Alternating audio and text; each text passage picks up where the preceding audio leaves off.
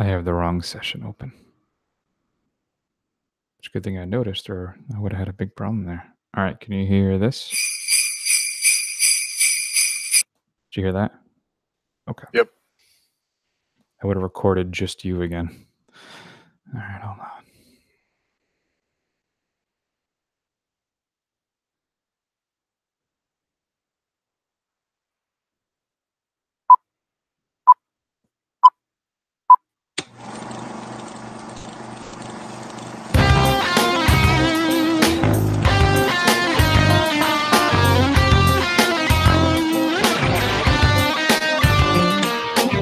Chris Galza here with Matt Howell. And on this episode of The First Run, Matt and I are going to discuss Spider-Man Into the Spider-Verse. We're also going to review the Santa Claus Chronicles, currently on Netflix. And then it's the return of everybody's fill-in-the-blank game, TFR Libs.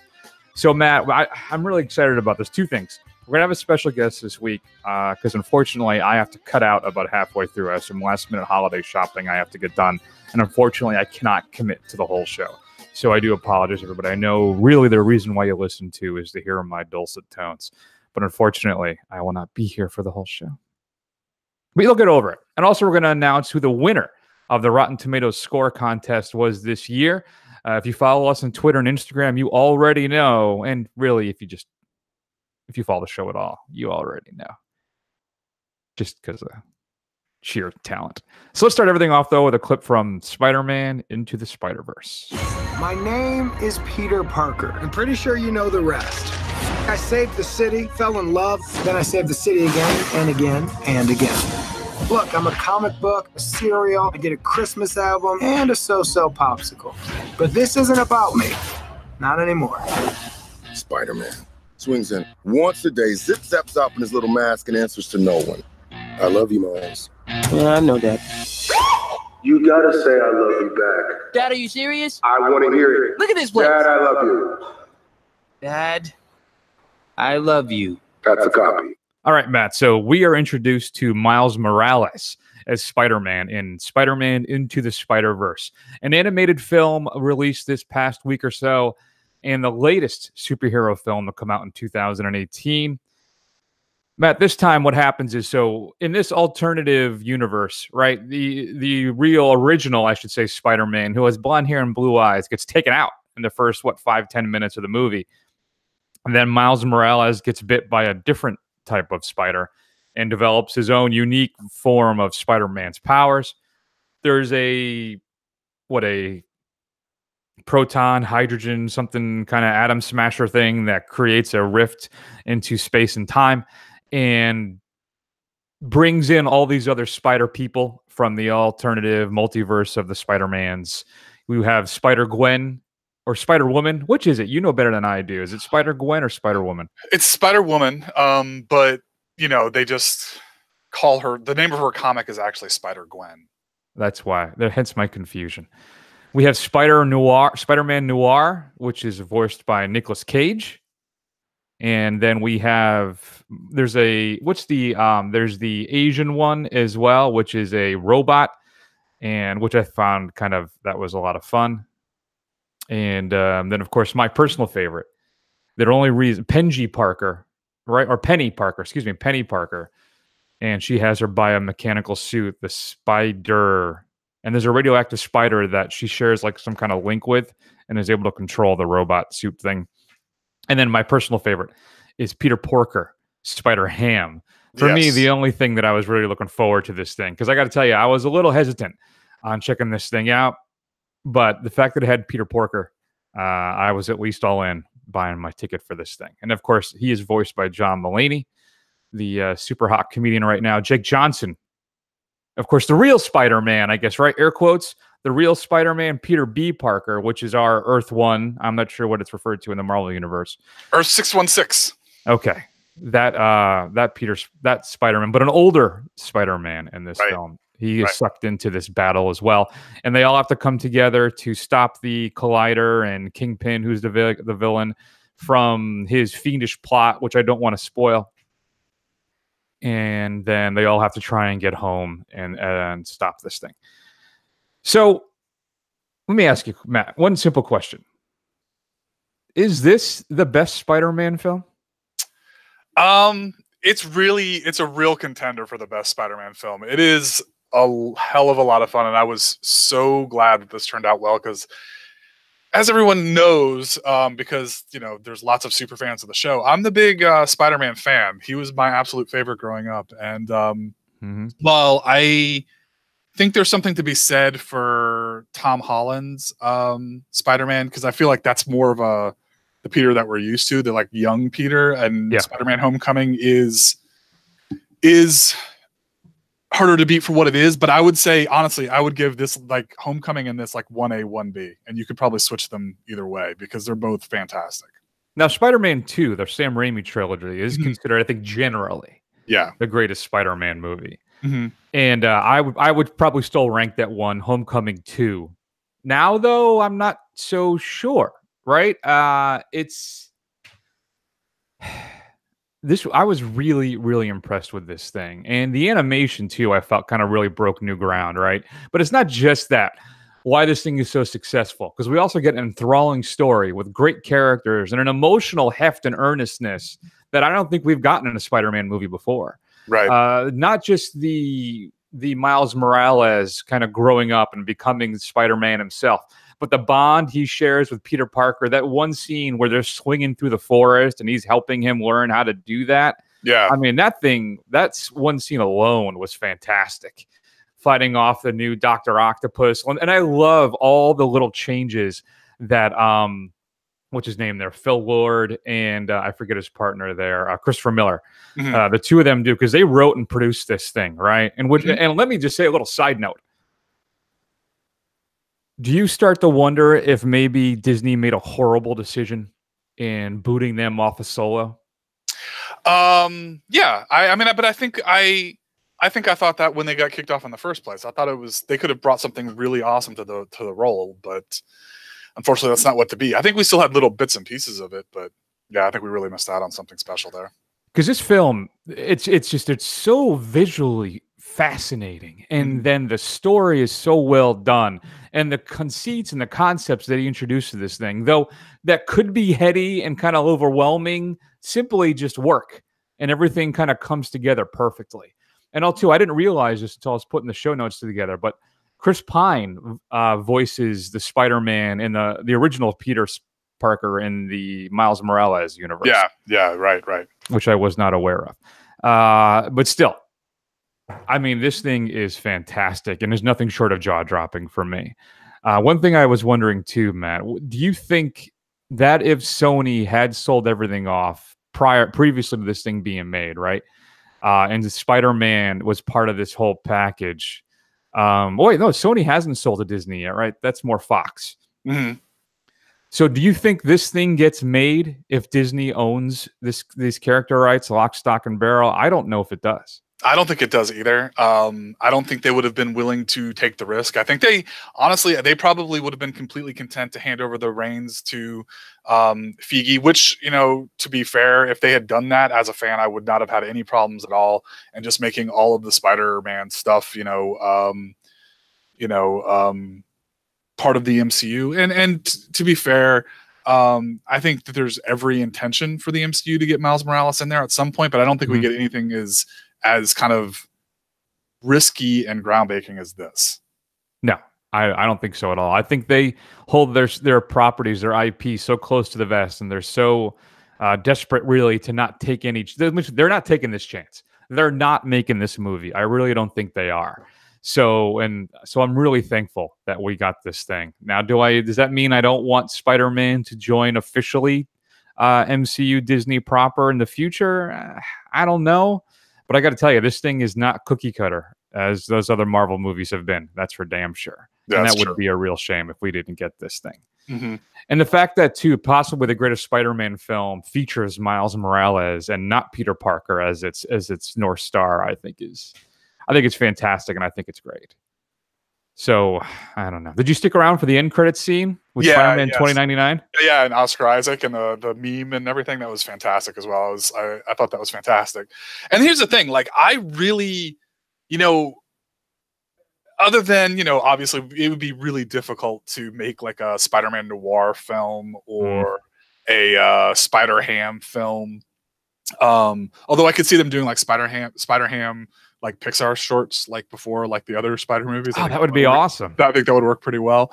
But I would absolutely love to see not only Miles, which I think is a given, but you know, Spider-Woman, the Spider-Gwen version of Spider-Woman, and even some more of Jake Johnson's older kind of portly or like little chubby 40-year-old Peter Parker. I could do with more of that too, because I thought all of it was just fantastic. So I would actually just love if they just let this kind of go, this animated thing kind of run parallel. I would be completely fine with that. Now, if Sony could stop making things like Venom, I would be much happier. But they should just to the animation, because they got that on lockdown. They did a good job on that. Yeah, absolutely. So I gotta tell you, man, Matt, this thing just blew me away. I was really, really impressed. I like Jake Johnson's voice work in this as well. I'm familiar with a lot of his stuff through the comedies and stuff that he does, but he does have, I think, as a voice actor, I don't know, there's something about his cadence and his tone that I find really appealing. I don't know, it's a weird thing to say. I can't really articulate it, but still, it was something I really appreciated. So, I don't know the answer to my own question. Is this the best Spider-Man film? It's man, it's up there. It really is. And I haven't watched Spider-Man 2 in years, not since I bought it on DVD whenever that came out. So I don't know. I think I may have enjoyed this more than Homecoming. But I don't know. I really have to think about this. If it's not my number one, it's 1A. Right. Just kind of like you said. So yeah. I mean, the thing about Spider-Man 2, and I will just say this, I think the strongest part about Spider-Man 2 is kind of Raimi gets the periphery characters really right. He really allows them to breathe, probably better than any of the other ones we've seen in any other things. But I think what kind of brings it down a little bit for me is still Tobey Maguire as Spider-Man, because he does not make a great Spider-Man in and of himself. Yeah, and I kind of still question some of the technical decisions that Raimi made in that film. The organic spider, the shooters. And the costume, though cool, is not, I don't know, I was never a huge fan of it. I think that I do enjoy the Homecoming version better, but it's also the most, authentic and close to the series. I don't know. So they have announced they're going to do, I guess, a sequel to this, and then maybe some spin-offs. It looks like, so that's good. Though box office wise, it hasn't made its budget back yet, which I think is interesting. Spider-Verse hasn't? No, it cost $90 million to make, and it's pulled in worldwide 73. Really? 73.5 roughly as of I thought yesterday. It was going to blow up because it's really good. But the problem is there's a lot of stuff kind of suddenly slamming into the end of the year. Between Aquaman and Mary Poppins, there's just a large diverse thing. Yeah, it's going to be tough. Yeah, I wonder if this thing. I mean, I know they said they're going to do this stuff, but I don't. We'll see. I mean, man, if this thing ends up being it's not going to be a loss, right? I mean, with digital and Blu-ray sales, and it'll probably still make $4 or $5 million a week, probably for the next couple weeks at least. But I'm surprised. I thought it would have done better than that. Me too. That's really unfortunate. That's disappointing. I'm actually kind of upset about that. We just can't have nice things, Chris. No, we can't. Another thing I really appreciated is how they pulled from some classic artist renditions of characters too, particularly Bill Sienkiewicz's Kingpin design. Right. If you've ever seen it, that's basically what he looks like in this thing. So I just love the little nods and touches throughout the entire Spider-Man universe through this thing. So really top shelf work here from Lord and Rothman, who wrote the thing. So yeah, I'm giving Spider-Man Into the Spider-Verse an A, Matt. What about you? Yeah, I'm giving it an A as well. Pretty stingy on the A's, but yeah, I really, really enjoyed this. There you go. If you had a chance to see Spider-Man Into the Spider-Verse, shoot us an email at feedback@thefirstrun.com. Where do you rank it in the Spider-Man films? We'd love to hear your thoughts as always. All right, Matt, moving on. This is what's coming up on Blu-ray and DVD this upcoming Tuesday. It is a massive list. So let's try and get through this on Christmas Day as quickly as we can. So here's the clip. Santa Claus! Get back. Get off of me! Get back in the house, Don. Go in the house and get dressed. No! Get inside the house. Stop. What? No. No!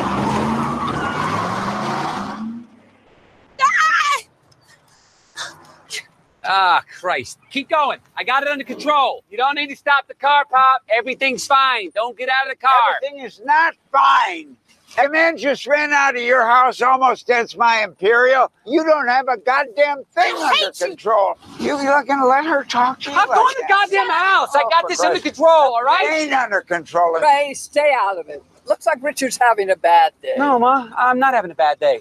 My son and I walked into Lime's Den this morning and walked out with the golden fleece. Ain't that right, Ricky? That's right. That's right. You're pathetic. Both of you. Hey, put some clothes on, will ya? We're going for custard.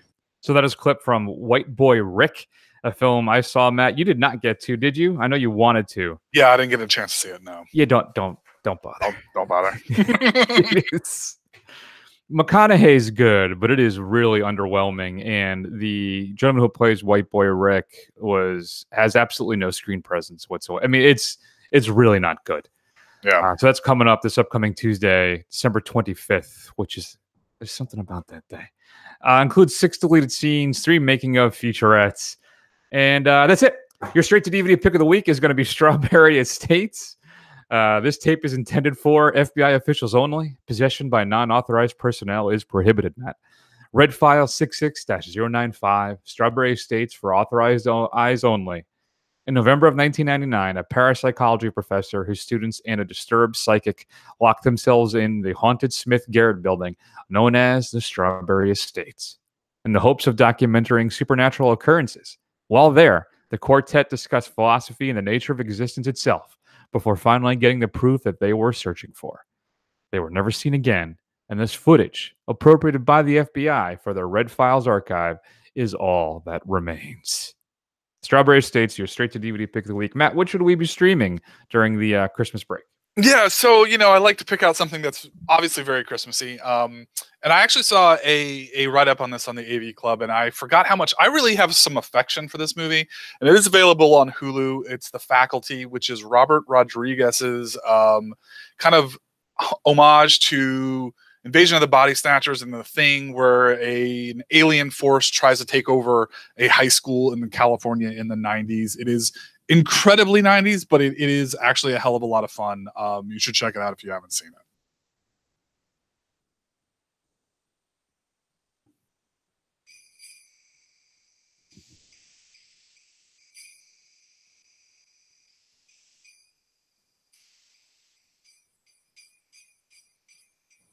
No, that's a good one. I haven't thought about that one or seen that thing in a long time. Mm-hmm. So, unfortunately, I have to jet out for a little bit. I wish I could stay for the whole show, but as you can hear, we do have a guest coming, so I'm excited about that.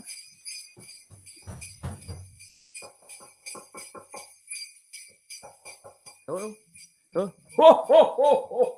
Oh, hello. Let me get a seat. Okay, hello. That's right, everybody. Santa has rejoined us. I don't think he was here last year, right, Matt? I don't think he was able to make it last year. No. So I'm glad that I'm glad to have you back. Good to have you back, Santa. Oh, thank you. Thank you very much. It's good to be back. So I'm so take a little break. We got everything ready to go for next year, for this year, I should say, and I'm gonna take some time and sit in with you guys. It's been a while. So I want to talk about that Kurt Russell movie because they're saying basically they're calling him a SILF, which is not a phrase I'm familiar with. So I'm hoping you guys could tell me about it. So Matt, we'll hear a little clip from it, right, Chris? Yep. Yeah. We're going to play a little thing from it and then Matt can kind of take things away. Though saying if you want to do the introduction for it, that's totally fine. Oh, that sounds great. We'll do that. All right. Well, here's what buttons and what do I do? Hit that one right there. Okay, here we go. Reindeer must have broken off somewhere over Lakeshore Drive. Lakeshore Drive? We're in Chicago, young lady. Chicago? That means you traveled thousands of miles in like 30 seconds. Epic? You mean epic disaster. If I'm not up and running in the next couple of hours, half the continent's not going to get presents, and that can never happen. And so a few brats don't get presents, it's not the end of the world. That's just the kind of lame garbage I'd expect from a lost believer. You listen to me, Teddy Pierce. Tonight, Young boys and girls all over the globe are waiting, hoping, expecting Santa Claus to arrive. If I don't, well, you don't want to know what happened the last time I couldn't make my rounds. Yes, we do. Tell us. You've heard of the Dark Ages. Read about all those wars in school? That's some dark shit. So, Kurt Russell plays me in this film, The Christmas Chronicles. What happens is a couple little bastards kind of stow away on my sleigh. They stay up all night, and then things go horribly awry. The sleigh crashes. The reindeer take off. Now, granted, I have some really great tech, which helps me kind of track everything down, and then eventually we save the day. Spoiler. But let me tell you, Matt, what the hell did I just watch? Well, Santa, what did we just watch? It's I'll give them this. The filmmakers wanted to take a different take on you. Maybe somebody a little cooler, a little hipper with the kids, maybe a little less jolly, a little straight shooting. I'm not sure if that was the right way to go. I'm really not sure if that's the right way to go. What do you think, Santa? I found this thing to be bizarre. I mean, it is oddly dark at times and intense. It shifts from being kind of this very adult kind of fare and then tries to be whimsical and kid-friendly. There's a musical number. Yeah. I don't know if maybe just Russell had that in his contract demands. I have no idea. But still, it was a weird... There were times that I really kind of enjoyed it and laughed out loud. Particularly, there's one scene when I go up to this couple in a diner and I was like, Larry! And then I look at the woman and go, Sheila. So clearly there's a history there. But still, it's very weird. Yeah, I can tell you for sure. And during that musical number when you're in jail, Santa, my 7-year-old daughter asked me why the women who were next door in the backup singers, why they were in jail. I had to come up with something on the fly. It was for these women of the night kind of thing. Yeah, I found that to be a little weird too. It was just all around kind of odd. It's a little vapid and basic in its message, but it's just weird. Now, I did enjoy Russell. I think he kind of carries this whole thing from start to finish, but a lot of the actions by the other characters don't really make any sense. But even Russell as me, I mean, we make illusions that I'm on the clock, right? I mean, we got to get this stuff done and quickly, but we screw around half the time doing music. I know the musical numbers is trying to boost the Christmas spirit with the inmates at the prison, but fine. Really more of a jail. It's a holding center. More of a jail. You're that's very true. But the elf animation is not good. No. But now listen, I do appreciate that they weren't portrayed simply as little people, but still, it was just an odd choice. And but I did enjoy the language, which I think was a mix of kind of Nordic stuff, maybe, and which is truly, if you don't know, is kind of where my origin is. So still, just an odd little film, kind of enjoyable at times, but just weird. And I don't know if I can recommend watching it with the kids. Yeah, I would agree with that. It is a very strange film. Like, it has its moments that I was kind of on board with it, and I thought it was pretty good. But as you say, and as we alluded to, there's just some weird, dark choices where, children in peril, people going to get set on fire, like just dark stuff for a Christmas film. So, and you know what? I was not convinced that those elves were not eating some of those people. So I don't know if there are more elves or gremlins or something. I have no idea. At one point, there's a murderous elf with a chainsaw. He's about to cut the guy in half. What the hell is that all about? I don't know what you're thinking, Netflix. I really don't think. So, Santa, where are you putting this thing? Naughty or nice list? I think I'm going naughty. I'm giving this a C+, just because of the strength of Russell's performance. But even then, it's just odd. There's that one clip that you played too, where he talks about the Dark Ages and World War I. I have expected them to continue, like, in the Holocaust. Just really getting into it. It was an odd choice. So I guess maybe a crappy toy and a piece of coal, C+. There you go. Yeah, I'm gonna have to give it a C+ too. It's definitely it's on the naughty list, but it's not far deep down into the dregs or anything like that. So. Oh no, it's no Venom. Yeah. Poor Tom Hardy. He's better than this. All right, if you've had a chance to see that, shoot these guys an email, feedback@thefirstrun.com. No letters to the North Pole. I don't have time to read those. Just contact them directly. So I don't what happens next? Is it the fill in the blanks? Yeah. So we're gonna do a bit that we call TFR Libs, where basically I'm gonna present you with a scenario. It's got a blank in it, and you got to fill it in. So hopefully, maybe you can come up with a few to send my way to keep it interesting. We'll see what. Yeah, while the elves are doing all the work, I kind of just hang around and watch movies and trailers and stuff. So 364 days a year, you're just hanging out. Well, I got to supervise things, but then it's all about delegation. Sure. So I guess I hit this. Is it this one? Yeah. Oh, hey, you fell for the princess. She's like me, creature from another world. You need to get out more. She's alone in the world. I want to help her. I need to care for her.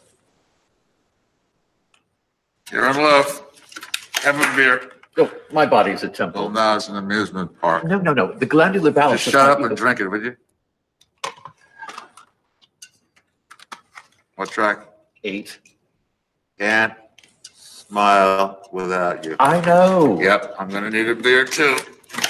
Well, see, I love this song.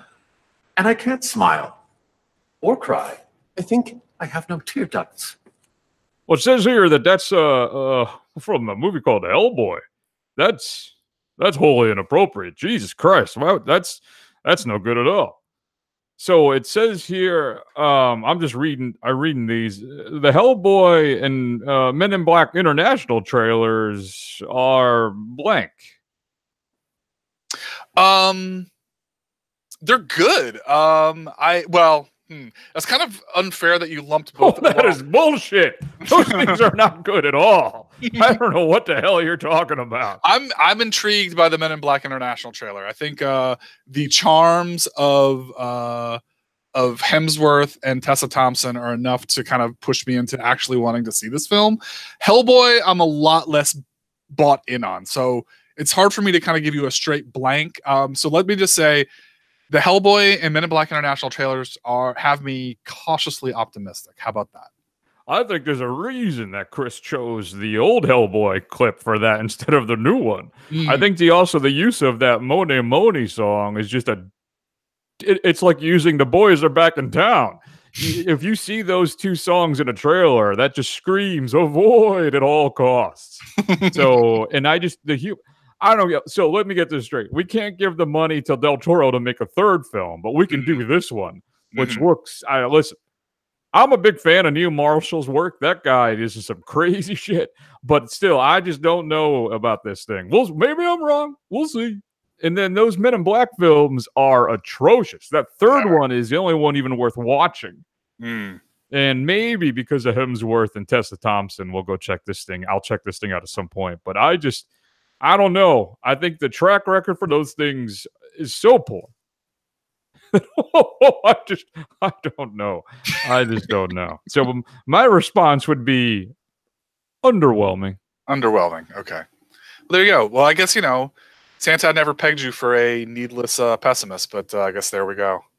When you're doing this as long as I have, and you have guys like Stephen Miller in the White House, things get kind of dark. It's true. You are the sole judge and arbiter of whether kids get toys or not. So I guess I didn't know what to expect. You can be harsh.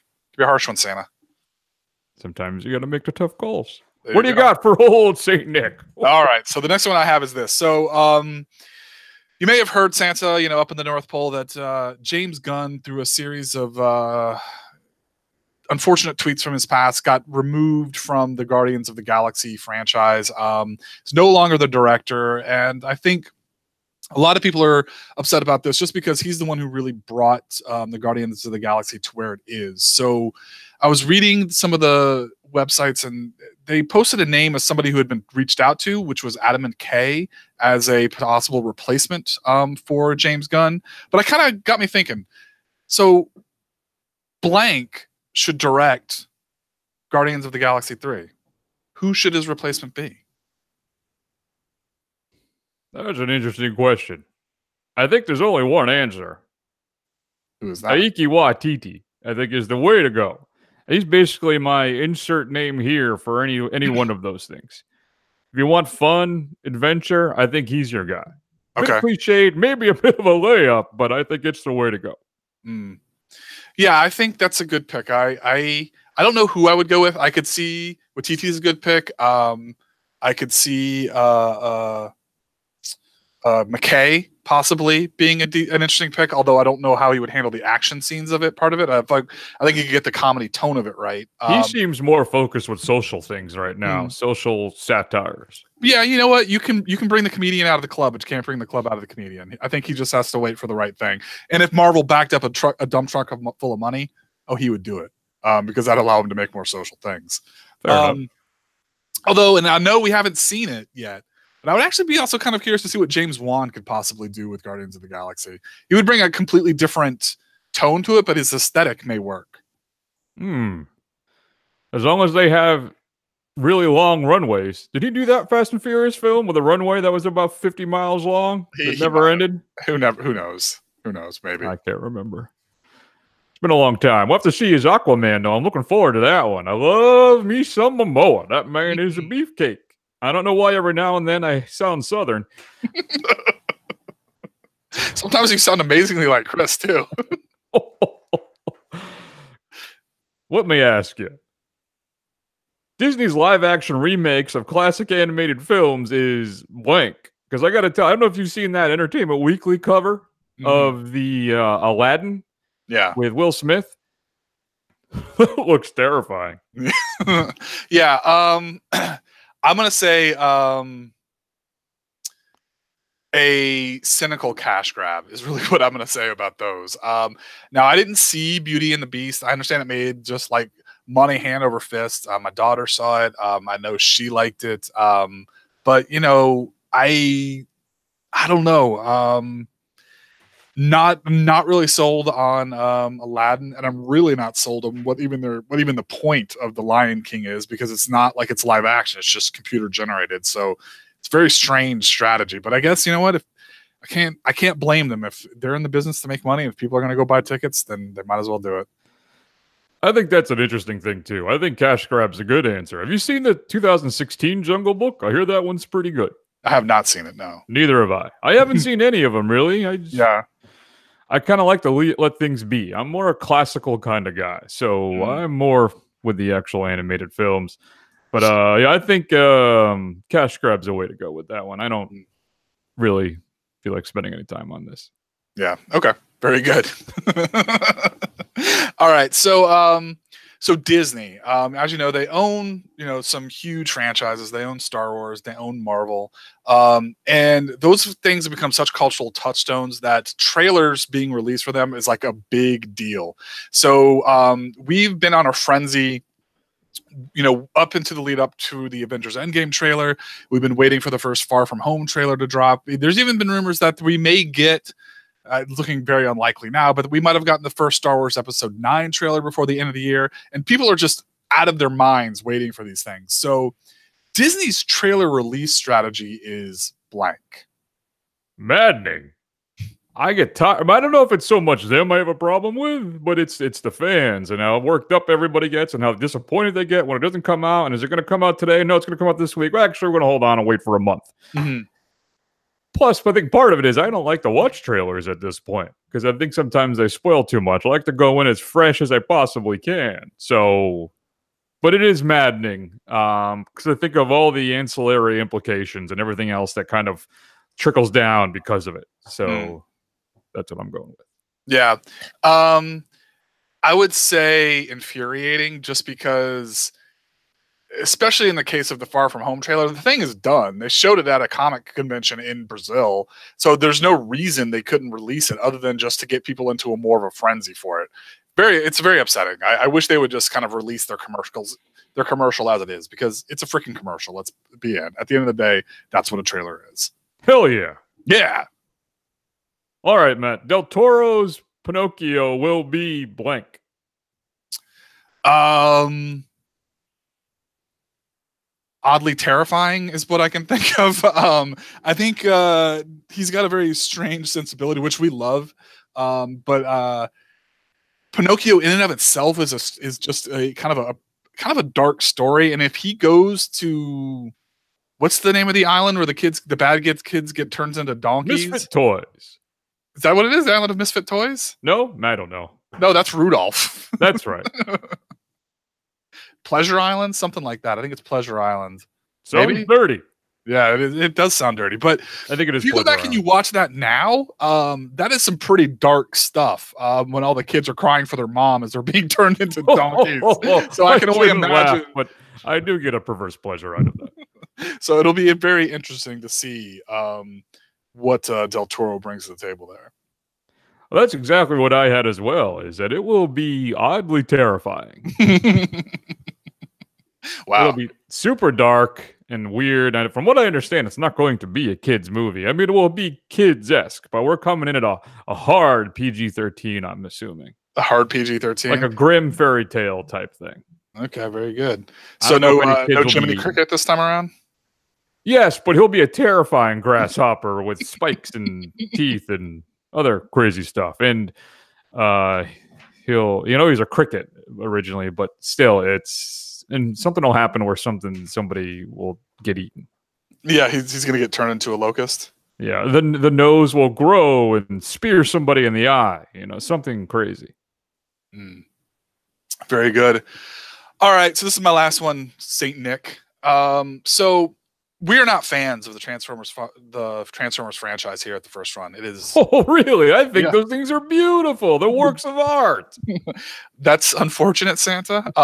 But I'm hearing that Bumblebee, while not great, is actually not such a terrible film. So Transformers without Michael Bay is blank. That would be a horrible miscarriage of justice. The man is a visionary. I'm all about explosions and the way how intricate and needlessly detailed all the machines are, the robots, where you can't really follow what's happening and you have no idea. It's breathtaking in its beauty, and I can't get enough of it. And also how he portrays women as just sex objects when they're lying across motorcycles for no reason at all. Really is just, it's a fantastic viewing experience. I like my children's properties to be needlessly dull and stupid. Yes. So if you actually have something with a heart, I'm not interested. Well, I'm curious to see this. I do not like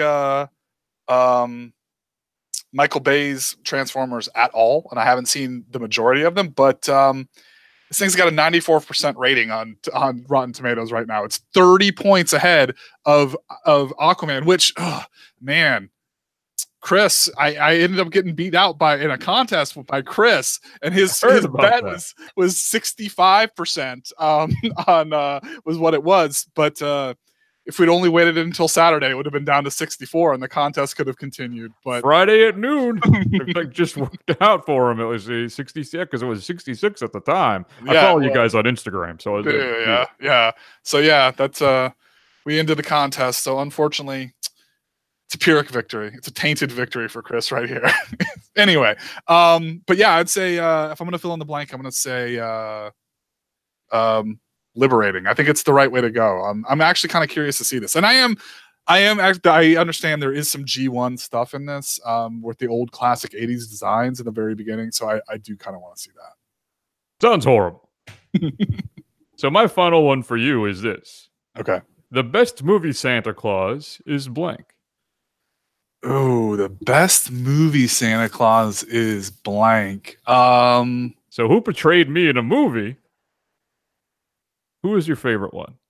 Let's see. I got to go for me personally. Maybe this will help you out. I'm going Paul Giamatti and Fred Claus. Okay. Little stressed out, dealing some personal issues, some family stress and all that stuff. And really, truthfully, that's about as close as a real representation of Santa as you're going to get. I struggle with certain things. Okay. I personally immediately went to Ed Asner and Elf. He's kind of a gruff, but at the same time, still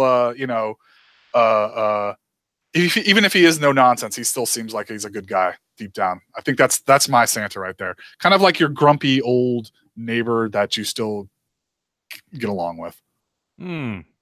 Fair enough. I think that's a good pick as well. If I had to, who else do I really like? I like the cat who played me in the original Miracle on 34th Street. Yeah. Edmund Gwen. Sure. Edmund Gwen. Exactly. That was Chris Kringle in that one. Yes, he was. I did a follow-up question for you on the Spider-Verse thing. I'm kind of curious what your thoughts on this, though, just to kind of wrap things up. Do you think that was the best superhero film of 2018? Oh, man. I understand you haven't seen Aquaman yet, and you're a huge fan of DC. You know what? It might be up there. You got Avengers Infinity War, right? Yep. You got the Black Panther. Yep. You got Venom. Yep. Deadpool 2. Mm-hmm. Ant-Man and the Wasp. Incredibles 2. Mm-hmm. Teen Titans Go to the Movies. Did you ever see Teen Titans Go to the Movies? No. You should really check that out. No, not yet. No, someday. Check that out. I'm gonna go with Infinity War now. Remember, big hit. I know, but I don't think I gave Infinity War an A.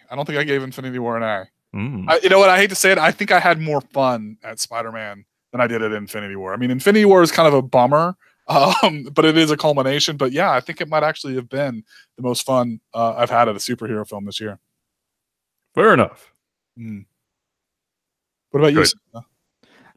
That's a great question. I think I need to hold my vote because of the Aquamans. Gotcha. I love me some Momoa. There you go. But I would have given that list. I probably did enjoy Spider-Verse more than any other, even the Deadpool 2s. So I think it might be as well. Very good. So what's coming up next week for you guys? Do you know? From what I understand, there's a lot. There's the Mary Poppins, the Aquamans, the Bumblebees, the Mule, Mary Queen of Scots, Vice, Holmes and Watson, Stan and Ollie. The Favorite. The Favorite. I've seen The Favorite. I won't share my thoughts with you. Yes, please don't. So any one of those, maybe all of them. I have no idea. We'll figure it out. We'll have to sit down and discuss this. Sounds like a plan.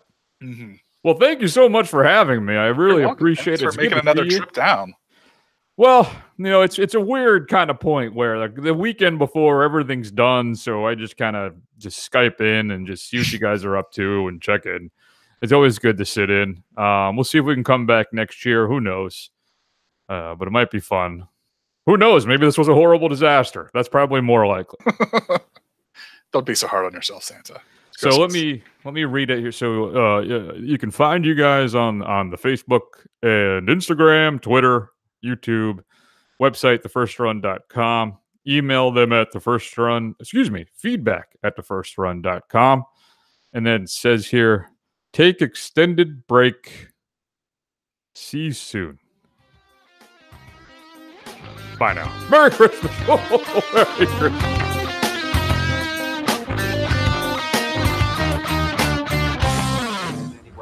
Oh, no, performance. Yes, your performance. You know, the Performance like sexual? Excuse me? Willie. Are you saying there's something wrong with my gear?